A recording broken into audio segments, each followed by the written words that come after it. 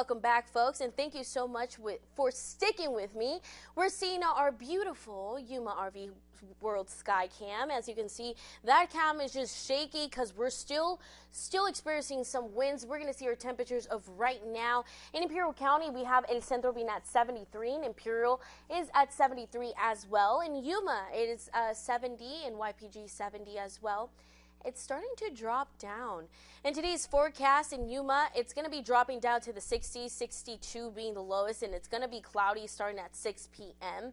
And for my Imperial County folks, it's going to be dropping down to the 60s as well, 62 being the lowest, and it's going to be cloudy as well by 7 p.m. We're going to be seeing more cloudiness.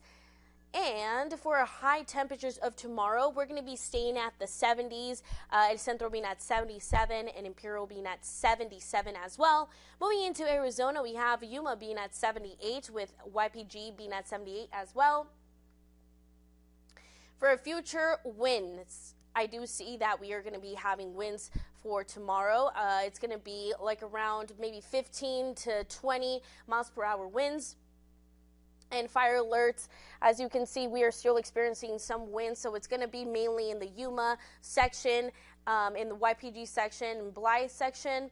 And for our air quality, we do see, of course, sponsored by the Imperial County Air Pollution Control District. Nyland is the only one that is on green. The rest are in yellow. This is because of the winds, and that creates a lot of gust.